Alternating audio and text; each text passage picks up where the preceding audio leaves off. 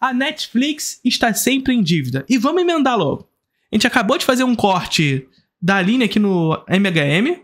E vamos escutar de novo a Aline no MHM com o Edson. O que será? O que será que vai rolar? Mas antes, você já faz parte da Introdução ao Cinema, o curso mais charmoso do Brasil. 2 aulas novas todos os meses, mas todas as aulas já disponíveis na plataforma por 1 ano de acesso. Introdução ao Cinema. Link na descrição do vídeo. E esse mês teremos aulas sobre censura em Hollywood. Você quer saber mais sobre censura? O que é censura? E como a censura esteve inserida dentro do contexto de Hollywood? Vem fazer parte da Introdução ao Cinema. Censura em Hollywood, Código Hays. Sobre Hitchcock lá na plataforma. E agora a segunda aula sobre Hitchcock. Esse mês está recheadíssimo. Vem fazer parte. Link na descrição do vídeo. E vamos. A Netflix está sempre em dívida. Vamos ver. A gente tá falando muito de cinema. E acho que é uma questão de comportamento que mudou muito por causa da... Pô, é muito louco. Eu lembro de... Agora, nesse próprio ano, eu com minha namorada, alguns finais de semana no cinema, tá vazio. Uhum. E você vê as pessoas falando, pô, não quero gastar 50 pau no ingresso, porque, cara, é o preço de uma Netflix. E na Netflix eu pauso, eu falo, eu tô mexendo no meu celular, eu deixo no meio. Ou terminei de ver, já tem uma outra coisa pra ver. Como que é o streaming, ele tá afetando o cinema hoje? Antes da Aline responder, antes de saber a resposta da Aline, está falando de capitalismo. É mais uma vez capitalismo. Só que aqui é mais do que falar sobre capitalismo de uma maneira idealista, digamos assim, ou melhor dizendo, abstrata. Melhor que idealista é abstrata, tá?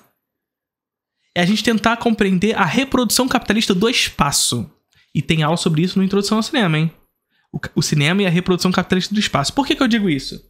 Porque o cinema, ele nem sempre estava nas ruas, né? Vocês talvez já tenham pegado cinema de rua, ou vocês tenham em sua cidade cinemas de rua e tudo mais.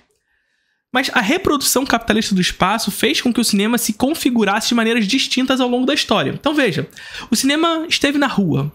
Só que o cinema de rua, ele é um cinema desconcentrado sob a lógica do capital. Ou seja, até pode ser que determinados espaços na cidade concentrem uma lógica de reprodução capitalista voltada para a produção da arte, do cinema, né? Se a gente for para Buenos Aires, por exemplo, nós temos a Avenida Corrientes, e a Avenida Corrientes ela é lotada de teatros e cinemas. Então veja, há uma concentração urbana de uma única específica, a atividade da cultura. Percebe? Aqui no Rio de Janeiro, nós tínhamos, no passado, a Cinelândia. O nome já nos indica, Cinelândia. Então, era um lugar onde concentrava uma atividade específica voltada para consumo de cinema. Ainda assim, o cinema de rua, frente ao que viria depois. Vocês estão percebendo o que eu estou falando?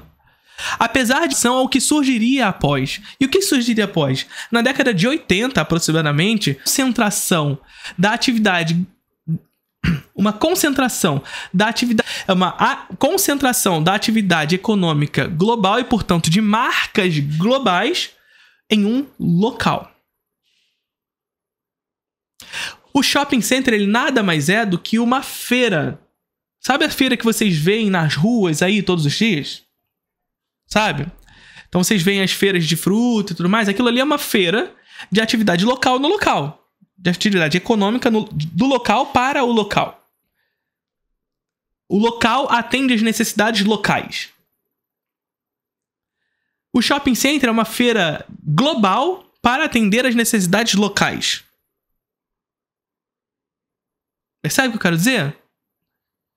E aí, em relação ao cinema de rua, o jovem sai de casa, vai em direção ao shopping, e ele não mais vai em direção, como no cinema de rua, vai lá, consome cinema e volta para casa. Ou consome cinema e fica ali na rua, conversando sobre cinema. Porque aquela rua concentra uma atividade econômica voltada para esse tipo de atividade específica. Percebe?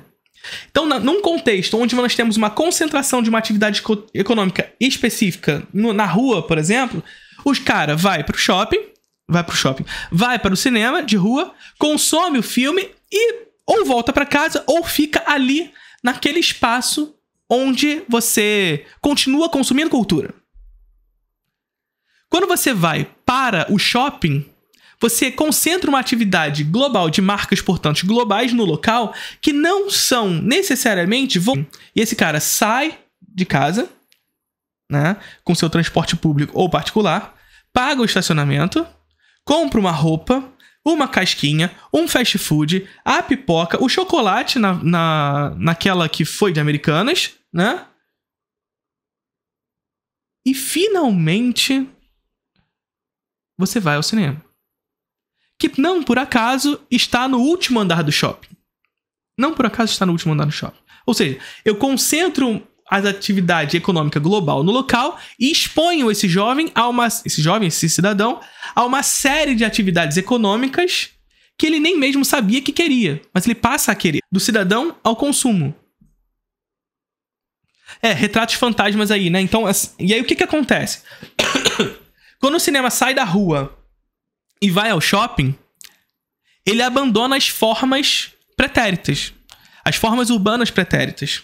Ou seja, o cinema de rua, que antes tinha uma forma, ou seja, nós tínhamos estabelecimentos pelos quais havia uma função, naquela forma urbana havia uma função de cinema. Quando esse cinema sai da rua e vai ao shopping, ele abandona suas formas. E, portanto, a forma do cinema permanece na cidade. Só que essa forma que permanece na cidade, ela passa a adquirir novas funções. Isso é Milton Santos, tá? Que é um autor da geografia. Ele fala sobre forma, estrutura e função, quando ele vai falar sobre essas questões da cidade. Então, o cinema, quando ele vai para o shopping, ele abandona a sua forma. A forma passa a ser um testemunho da existência de uma função urbana pretérita. Ele permanece lá. E essa forma urbana que abandona a sua função para ir para outro lugar com essa função é retrato fantasma, né? Portanto, uma forma urbana de cinema que assume esse lugar meio fantasma, enfim, afinal não se cumpriu nova função para ele, ou adquire novas funções. Que, no caso do cinema, majoritariamente é as igrejas evangélicas. Que são as igrejas evangélicas. Desculpa. Enquanto testemunho da sua existência nas cidades, e vai ao shopping para adquirir uma nova forma de consumo de arte. E as formas urbanas que ficaram para trás passam a adquirir novas funções, majoritariamente a igreja evangélica. Em alguns lugares, livrarias e tudo mais, mas majoritariamente igrejas evangélicas. Só que, quando o cinema vai ao shopping, nós temos a criação de um novo tipo de espectador. Não mais aquele espectador, como eu disse antes, que vai a um centro específico onde há o consumo de arte, onde há uma atividade econômica concentrada para o consumo de arte, e, portanto, ele vai ao cinema e ele sai do cinema e continua ali consumindo arte, e ele vai para o shopping, onde ele, no último andar do shopping, assiste cinema, e quando ele sai, ele não está mais num lugar de consumo de arte. Ele está inserido sob um contexto de consumo global. Produzindo um espectador que reproduz ansiedade e esquecimento. Porque eu saio do filme e eu não continuo reproduzindo o vídeo na minha vida. Eu não continuo reproduzindo o filme na minha vida. O filme deixa de ser uma extensão do meu dia a dia. Eu assisto ao filme e depois eu vou comer meu fast food, vou fazer outras coisas e pronto, acabou, o filme acabou. O filme acabou. Fazendo com que os filmes, portanto, a reprodução do próprio filme, veja como a indústria de cultura se retroalimenta, passe cada vez mais a ser produzido para atender esse tipo de espectador novo, que ela mesma criou. Que a indústria mesmo criou. E pronto. É por isso que quando a gente fala dos filmes que são exibidos em cinema de rua, são diferentes dos filmes que são exibidos no cinema de shopping. Que no shopping as pessoas estão indo para uma lógica de consumo. As pessoas vão ao shopping para consumir cinema, não para assistir cinema. Percebe a diferença? Agora, para responder a pergunta, depois de todo esse embaraço todo que eu falei, para responder a pergunta do Edson, depois do shopping tem mais uma lógica. O cinema sai do shopping e vai ao cyberespaço. Michel Temer aqui. O cinema sai do shopping e vai ao cyberespaço. Beber uma água, peraí.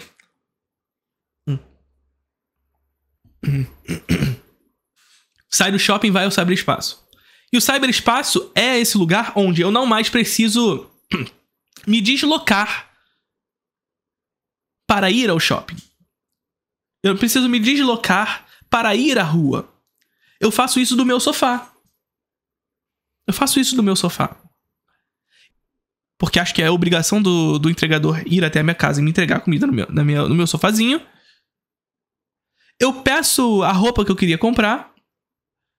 Eu compro um livro. Eu compro a casquinha. Eu compro tudo.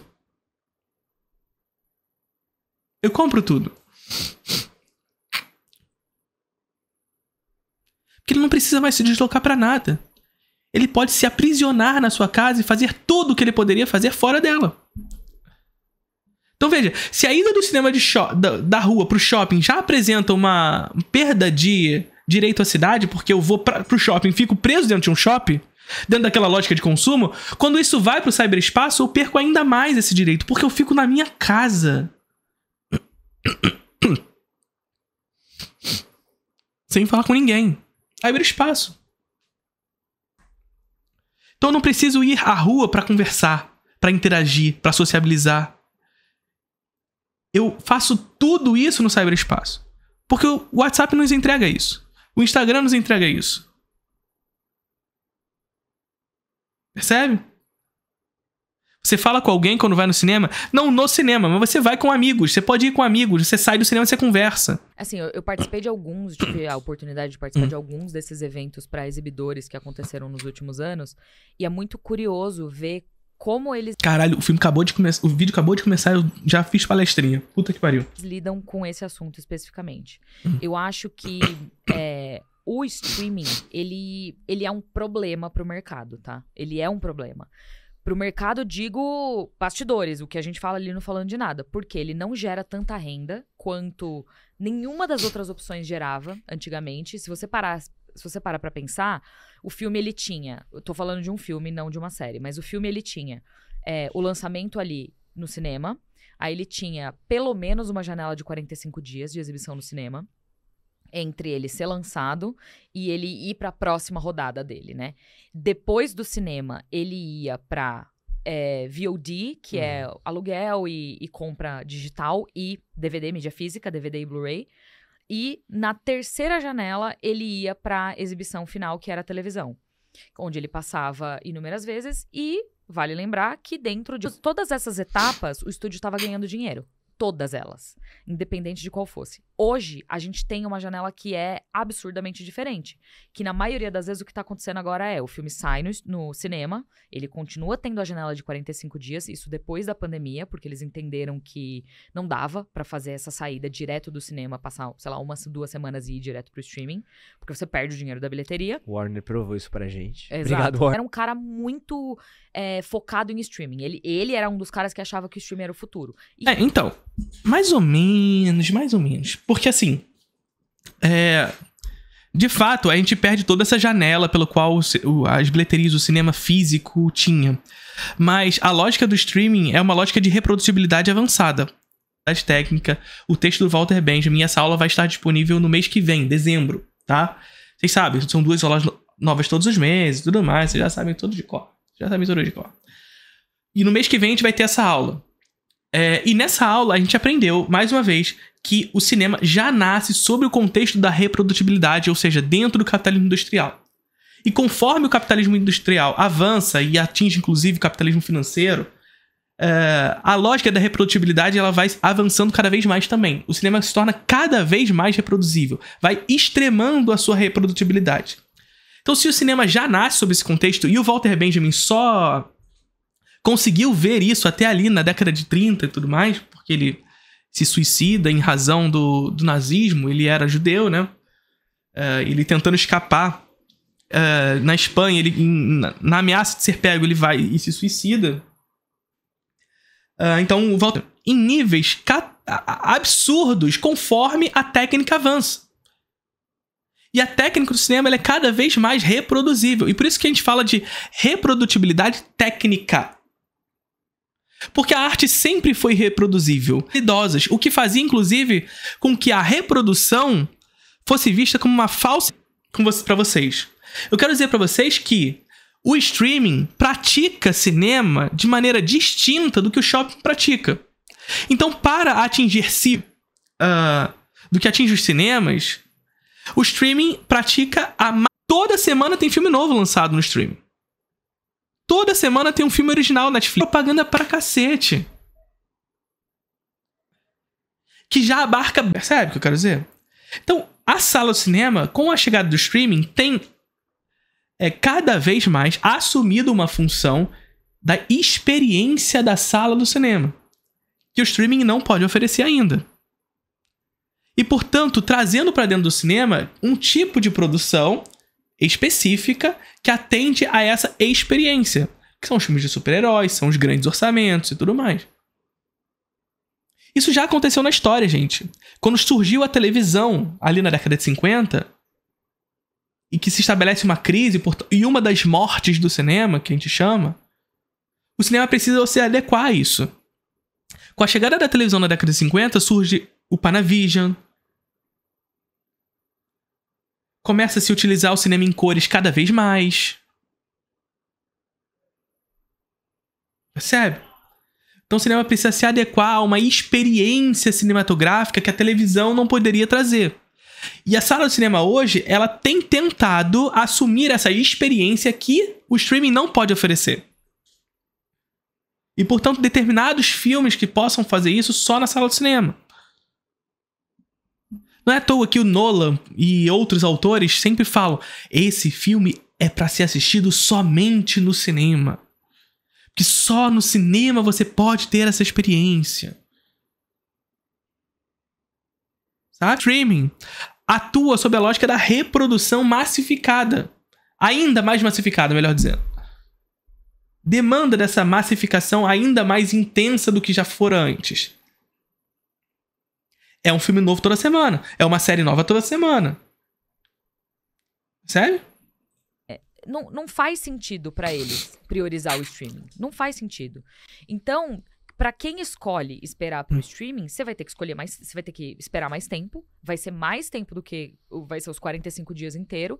Mas existe também, e é uma coisa que os exibidores apostam muito, que é a qualidade do cinema, né? Assim, tem algumas redes hoje em dia que são precárias, que não estão fazendo bem a manutenção de suas salas, cadeira, projeção, áudio e até limpeza da sala, às vezes. Que é isso, não vale pagar o valor do ingresso. Eu ia falar que... Então eu tenho que tomar cuidado. Mas tem cinemas que realmente são muito bons, assim, que tem uma projeção incrível. A Cine System é maravilhosa. Eu recentemente assisti o Assassinos da Lua das Flores, eu assisti no Cine Marquise. Que tem uma projeção maravilhosa, um som Dolby Atmos, 100% envolvente, uma cadeira super confortável. Quando eu fui a São Paulo, eu fui no Marquise. Eu fui numa salinha bem... o filme do Oscar lá da Cate Blanchett. Como é que foi o nome daquele filme? Tar. O filme não é bom.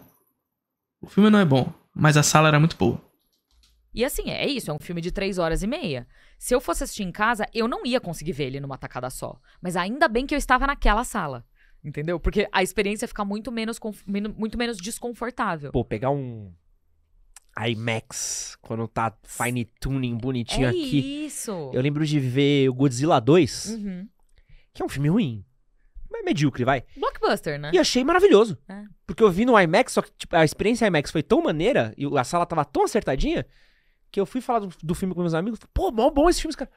como é bom. É horrível. Eu, tipo, acho que eu tava tão distraído com o cinema que eu falei, cara, acho que eu fiquei tão impressionado. Ele fica envolvente, né? É isso.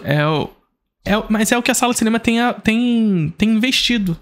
É investir na experiência. A experiência que o streaming não pode oferecer. Mas não é como se o streaming estivesse dando prejuízo para os estúdios. Ir pro streaming tá dando prejuízo. Não, o streaming tá sendo uma... Você ganha de um lado e perde do outro. Percebe? Se eu lanço direto pro streaming, eu deixo de ganhar na bilheteria, ou se eu tenho a janela de exibição do cinema e logo depois já vou direto pro streaming, eu deixo de ganhar na bilheteria porque as pessoas vão esperar, né? Sair no streaming, mas eu ganho na bilheteria, no streaming, melhor dizendo. Eu ganho no streaming. Mas a balança não vale a pena, porque eu perdi de um lado pra ganhar no outro. Então, o que a gente faz? Ganha nos dois. Ganha nos dois. Mantém essa janela, faz filmes que possam promover essa experiência e depois lança pro streaming. Agora, a lógica da Netflix, dos filmes que não vão pro cinema, é a lógica da reprodução massificada algorítmica. É a lógica de fazer com que você não saia da plataforma em nenhum momento, porque sempre vai ter um produto novo. Sempre vai ter um produto novo que você não vai deixar de assistir. Então a Netflix não perde por isso. Sério? Fica legal. O filme te consome ali. E aí, quando o filme é bom, Dunkirk, eu lembro que eu fui ver o Dunkirk no IMAX da Pompeia, no auge do IMAX da Pompeia. Pô, aquele filme vira um... Exato. Ô, Edson. Nolete. O Edson tá no Nolete agora. Nolete. Mas, parênteses, casos à parte, Dunkirk é um filme que tem um lado interessante, tá? Não acho um filme bom, não. Mas a experiência de Dunkirk no cinema talvez seja uma das melhores experiências dentre os filmes do Nolan. Porque Dunkirk é um filme que simula o cinema mudo, gente. Dunkirk é um filme que simula o cinema mudo. Se você pegar o Dunkirk do Nolan e tirar todas as falas e deixar só a trilha sonora, botar em preto e branco, é um filme mudo ao estilo anos 20. É um filme mudo ao estilo anos 20. Então, tem esse lado interessante. Quando você leva esse tipo de experiência pro cinema, que depende muito da música, que depende muito da trilha sonora, que depende muito desses efeitos especiais e tudo, desses efeitos sonoros, melhor dizendo, porra, é uma experiência que pra sala do cinema vai ser encantadora. Mas, ao mesmo tempo, uma experiência que fora da sala do cinema perde um pouco do seu encantamento. Percebe? É por isso que o Nolan ele sempre pede muito porque as pessoas vão ao cinema. Os filmes dele, de certa forma, demandam desse encantamento da sala, né?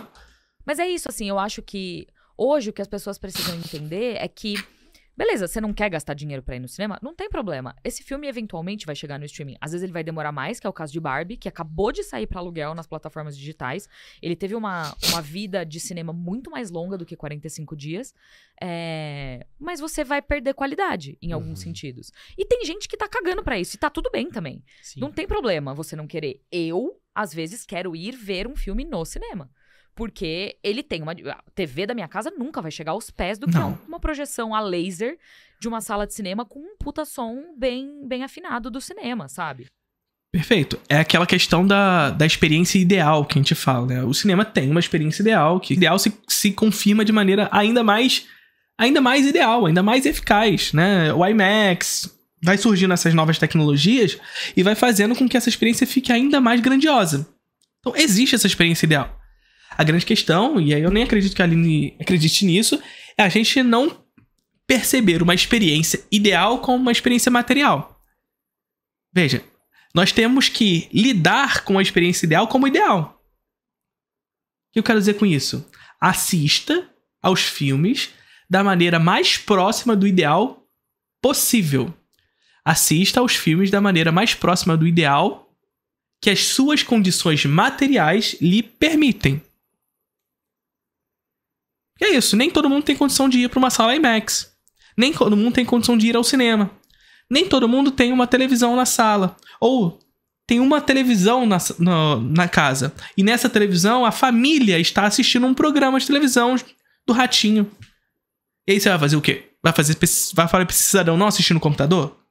Vai falar para esse cidadão não assistir em outras telas? Não tem como. Então assim, Assista da maneira mais próxima do ideal que suas condições materiais lhe permitem. Essa é a parada. Mas, fato, a experiência ideal nos oferece uma experiência mais grandiosa. Não tem jeito. Não tem jeito. Não tem como escapar. E tem o fenômeno de hype também, né? Que eu acho que Sim. o que Barbie fez, o que o próprio Mario acabou aproveitando, é você fazer essa coisa do estamos indo ver pelo... Acho que a Marvel foi o estúdio que fez isso muito bem por mais tempo. Sim, né? sim. Mas o acontecimento, porque eu assisti vários deles na pré-estreia que tinha no cinema. O acontecimento que era ver um filme à meia-noite, com Mas a galera deixa eu te que é falar, fã... A cabine já mudou. Ah, porque eu porra, lembro sim. que eu ia Obrigado, Aline. lá atrás. Obrigado. E a cabine era aquele silêncio sepulcral, ninguém falava Obrigado. nada. Hoje em dia, nas cabines, você já vê reação de fã. Porra. Você já vê gente chorando, torcendo, Aham. que é algo que tem crítico por aí que enche o saco. Pô, não, Tá? sim. Tem crítico chato Ah. que fala, "Ai, porque o jornalista tem que... Ah, meu filho! Ah, Sou crítico chato, então. Porra, pelo amor de Deus, gente. Pelo amor de Deus. Não, assim, de fato, Aline, de fato, a experiência do cinema ela tem mudado. Vocês estão vendo aí o filme da Taylor Swift, as pessoas estão em pé cantando e dançando e batendo palma, assistindo numa tela de cinema. Sabe, a experiência tem mudado. Mas, gente, eu fui na cabine de Animais Fantásticos e Onde Habitam. Já faz tempo que eu não vou pra cabine, tá? Porra, tinha gente fantasiada de Dumbledore. Tinha gente fantasiada de Harry Potter na cabine.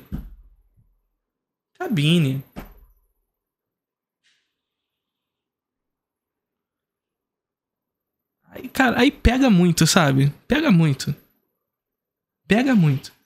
Tá tudo bem ser fã. Tá tudo bem reagir. Gente, isso aqui é uma coisa importante. Também não pode ser o crítico chato que acontece uma coisa no cinema. Por exemplo, Vingadores Ultimato.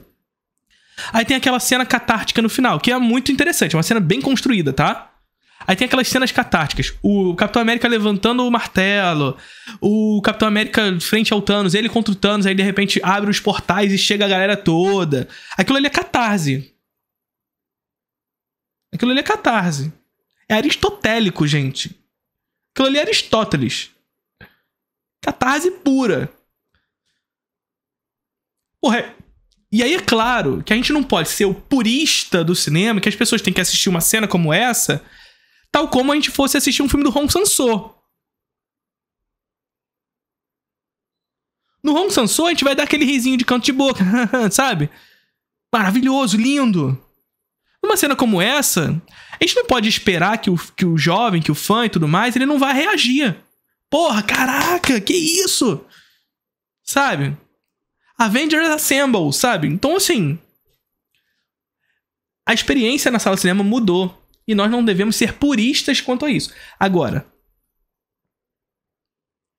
assim, profissional, mesmo profissional, jornalista que vai à cabine de cinema, também pode ser, também intuição, também tem seu gosto.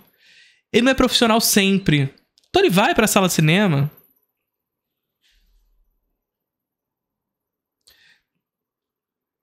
Ele vai pra sala de cinema e ele experimenta o filme. Saca? Então ele pode ter essa reação. Mas agora... Porra, e fantasiado... Ah, não. Para de reclamar. Fica quieto, vai. Mas acho que virou uma aposta, né? Porque acho que os estúdios hoje em dia devem ter uma questão do... Pô, esse filme flopou, joga rápido no streaming, ou vende logo, ou, por exemplo, Barbie deu certo, segura. E vamos tentar mamar essa teta até quando dá, né? Exato. E faz todo sentido. Porque é isso, assim, você perdeu algumas oportunidades que existiam no passado de ganhar dinheiro, de tirar mais dinheiro desse filme.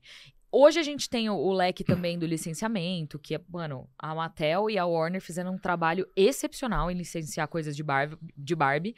E eu acho que é isso, assim, é você saber trabalhar o hype, saber explorar isso da melhor maneira possível pra você conseguir tirar a melhor grana de cada etapa nova desse filme. Eu quero fazer um exercício aqui de conta básica. Então vamos pensar assim, se eu estreasse um filme antes, e meu filme fizesse 1 bilhão, Ele custou 200 mil, sobrou tecnicamente 800 mil. Vamos, sem pensar em distribuição de cinema e tudo mais. Foi o que aconteceu com o Barbie, tá? Ele custou 200 mil e fez 1 bilhão e 500. Superávit e tal. Pô, o que a gente faz com essa grana? Barbie 2. É. Então, essa grana, ela meio que circular. Olha o ponto que eu quero falar. Então, você sabe, quanto mais pessoas vão no cinema, mais essa grana vai. Só que quando a gente tá falando de streaming, minha plataforma tem 10 mil assinantes. Esses 10 mil assinantes pagam, sei lá, R$50 todo mês. E eu já me perdi nas contas, não sei quanto é isso. E aí eu tenho esse X por mês. E custa fazer um filme. Dentro do streaming, se esse meu ganho ele fica limitado... Não consegue. E é isso que a Netflix tá passando agora. Porque a Netflix tinha um problema que eles não licenciavam nada. Não existia licenciamento da Netflix. Você para pra pensar, 3 anos atrás, não existia licenciamento da Netflix. Você não via camiseta de Stranger Things, você não via item no mercado, você não via... Sabiam explorar os produtos deles no licenciamento. E aí o problema era, a Netflix, ela tá sempre em dívida. A Netflix tá sempre tentando correr atrás do próprio rabo, porque eles não têm de onde tirar dinheiro. E aí agora, se você for olhar no mercado, só tem licenciamento da Netflix pra tudo quanto é canto. E eles licenciam, eles virou prostituição do licenciamento. Eles licenciam. Netflix em dívida? Sei não, hein? Porque assim... Isso é lógica de mercado também, né? É a gente partir desse pressuposto de que o mercado, um oligopólio desse mercado, elas tendem a atuar no vermelho pra quebrar a concorrência mesmo. Gente, a Netflix é a Globo dos streamings, sabe? É outras plataformas quando veem, tipo, que falaram que tem uma série muito boa nelas, e aí eles vão lá e ligam. Então, assim, a Netflix, ela... Sabe, a Uber. A Uber, ela atua no vermelho pra quebrar a concorrência e hoje é dona do mercado. Então, atuar no vermelho é uma prática de mercado muito comum. Não sei se a Netflix tem dívida, se ela tá no vermelho porque ela não licenciou o produto. Sabe? Eu acho que não. Tudo pra todo mundo. Tudo.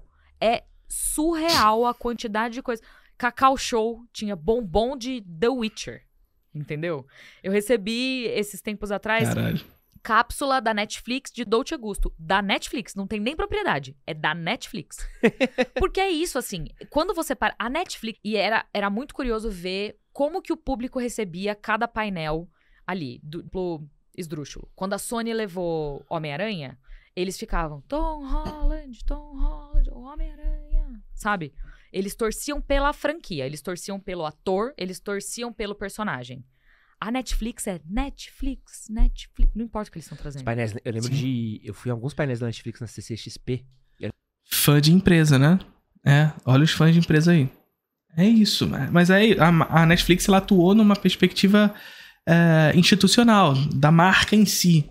E as pessoas assistem Netflix. As pessoas ligam na HBO, as pessoas ligam nas outras marcas, porque viram que tem uma série lá.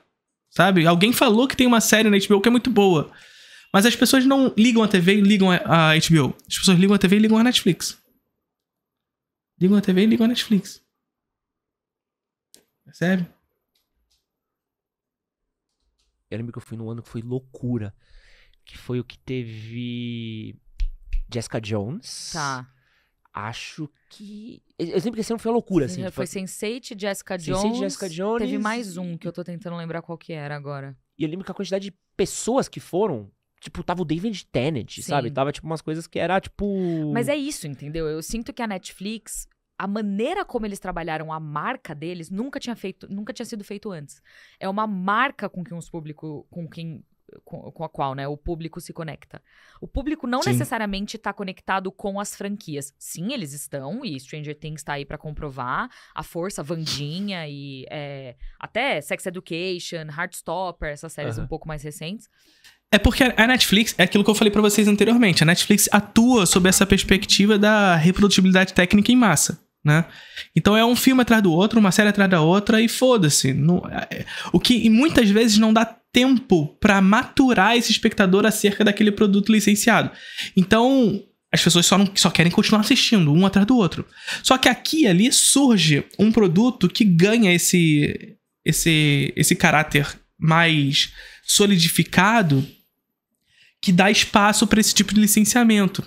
Então, muito provavelmente, não é que a Netflix não queria licenciar, mas ela não encontrava um caminho pela sua própria lógica de reprodução. Então, essa lógica de produção algorítmica em massa dificulta a solidificação do produto. Dificulta a solidificação do produto. Então, por que isso? Um filme atrás do outro, uma série atrás da outra, não dá tempo daquela que passou se solidifique para constituir um público massivo que eu digo, o público massivo vai ser construído porque ele vai assistir aquilo, mas ele em seguida já vai ver o próximo, sabe? Não vai construir o imaginário pelo que ficou. Então, muito provavelmente, a dificuldade de licenciar produto, na medida em que a Netflix vai avançando na história, portanto vai construindo uma história, ela consegue aqui e ali pegar algum desses produtos para ser esse carro-chefe, digamos assim, né? Então, a Wandinha, o Stranger Things conseguiram criar uma marca em torno disso, né? Para além da Netflix. Sense8, enfim. Mas a conexão com a Netflix e a maneira como a Netflix se comunica com o público é diferente de tudo que a gente já viu. A Netflix, a questão da Netflix é a conexão com a marca. Diferente do que a gente viu, assim, em termos de proporção, porque é muito grande. Mas a gente pode ver atualmente a tal da A24, né? Que atua sob uma maneira muito semelhante nesse sentido, só que numa escala menor. Que, claro, a A24 não é independente, mas também não dá pra chamar a A24 de Netflix. É outra coisa. E isso também dá uma certa abertura para eles trabalharem o que os estúdios nunca conseguiram trabalhar, que é essa liberdade criativa. Os estúdios, por eles estarem presentes assim, dá errado em algum momento. Só que eles não podiam ficar atrás porque a Netflix estava dominando o mercado.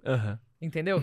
Só que eles não têm a liberdade que a Netflix tem. Então eles ficam nesse meio termo. Tem gente tentando correr atrás do rabo agora. Você vê a comunicação de HBO Max nas redes. Como um oligopólio, gente. Então, assim, é difícil para as outras marcas competirem de fato. A Warner tá fazendo um trabalho de... Mas a Warner ainda prioriza as propriedades intelectuais. Sim, mas, por exemplo, eu vejo a Warner trabalhando... Por exemplo, Casa Warner, questão de Casa Warner. Sim. O logo da Warner. Pô, eu vi camiseta com o logo da Warner vendendo. Sim. Que era uma coisa que você não via antes. O próprio Looney Tunes, vamos falar da Warner, Mas né? é uma excelente maneira de você olhar para o seu catálogo e falar, mano, olha tudo que a gente tem. São 100 anos de história, entendeu? São 100 anos, mas eles têm o Mágico de Oz. Sabe? Não, o catálogo da Warner é bizarro. É bizarro. É bizarro. O react anterior, que a gente falou sobre isso. É bizarro, mas não tem tudo. Porque, mais uma vez, o capitalismo não é capaz de preservar a memória. Que o vento levou, sabe? Eles têm desde o clássico até o mais recente possível. Então, é isso, assim. É você...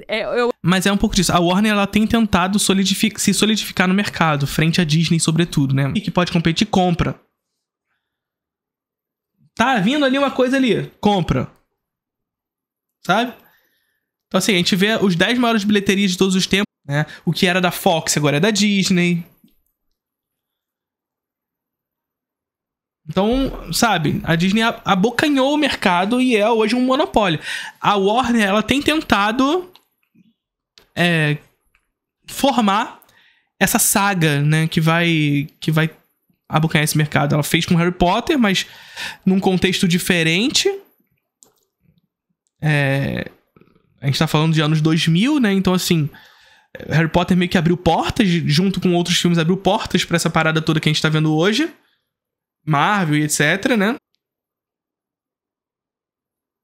A Warner tem tido dificuldade de trazer essa saga que vai trazer. E agora chegou com Barbie, né? Vamos ver o que vai rolar com isso. Deu, né, no sentido da concepção de mercado, iniciar uma saga com uma grande autora que tem uma certa liberdade pra fazer uma coisa ali, e assim, muitas aspas, né? Humanização corporativa da Mattel, em torno da Warner ali também. Então, o que vai ser agora? O que a Warner vai fazer com a Mattel? Vamos ver o que vai rolar nisso aí, né? O equilíbrio perfeito que eles têm. E no final das contas... liberdade pra fazer o que a gente quer. Terminando de responder a sua pergunta. Ela tá conseguindo surfar na onda, literalmente tentando correr atrás do prejuízo. Dizendo, eu tô investindo toda essa grana aqui, produzindo coisas novas, eu preciso usar isso pra ganhar... Acho que ela tá falando aqui de prejuízo não é de que a Netflix está no prejuízo. Está atuando no vermelho. Então, corrigindo aqui o que a gente falou anteriormente, tá? deixou de ganhar dinheiro. Isso não significa que a Netflix não ganhava muito dinheiro. Mas ela deixou de ganhar muito dinheiro porque não se licenciava. Eu acho que é isso que ela quer dizer. A melhor maneira de fazer isso? Licencia. Vende tudo. Vende tudo. Você quer fazer uma água do Vecna? Vamos fazer. É muito louco. É doido, né? Porque você vê... os estúdios faziam filmes, ganhavam dinheiro com isso, Netflix vem, cria uma plataforma nova que vende o que os estúdios faziam, aí os estúdios precisam fazer o que a Netflix estava fazendo, e a Netflix precisa pegar porque não dá dinheiro pra fazer o que o estúdio fazia. Exato. A indústria é uma doideira, né? Mas é isso, e eventualmente ela vai colapsar. Ih, vou até voltar aqui. Pra falar do que o César falou. O César é o editor aqui do canal. Do canal não, dos cortes do YouTube. Do Instagram. Mas o Edson falou, né? A indústria é uma loucura. De fato, a indústria é uma loucura. Mas ela também é previsível. Existe uma previsibilidade na indústria que é muito, muito característica. Dá pra gente prever pra onde as coisas vão. Sabe? A gente já discutiu sobre isso. Quando a gente fala de indústria, tá falando de indústria e cultura como um todo. É claro que quando a gente fala da indústria da música e da indústria do cinema, vão ter particularidades entre elas, mas tem conexões muito fortes também. Que dá pra enxergar as previsibilidades dentro dela. A indústria é uma doideira, né? Mas é isso. E eventualmente ela vai colapsar. Eventualmente é isso, assim. O streaming nunca... Ele tava, desde que ele nasceu, ele tava fadado a dar errado. Porque não dá dinheiro. Não dá dinheiro. O retorno é muito baixo. E é a muito longo prazo. Acho que não. É aquilo que eu falei. É a monopólio. Então, assim, a Netflix formou monopólio para as outras. Pode ser difícil para as outras, mas para a Netflix não é difícil. Pode ser difícil, por exemplo, para Disney. Olha o que eu vou falar. Para Disney viver só de streaming. Não dá para Disney. Não dá pra Disney viver só de streaming. Pode ser que não dê pra HBO viver só de streaming, pra Amazon viver só de streaming. Não dá. Mas pra Netflix dá. Porque a Netflix formou o monopólio. Que a Netflix entendeu que no streaming a gente tem que enxergar o mercado de uma maneira distinta da sala de cinema. Ou seja, é uma lógica de reprodutibilidade. Saca?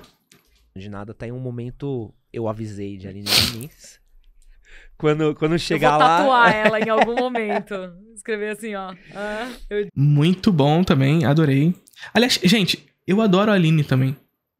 Sim, a gente tem discordâncias, normal, a gente vai discutindo as questões, mas eu adoro a Aline também. Figura carismática demais. Curtiram o vídeo?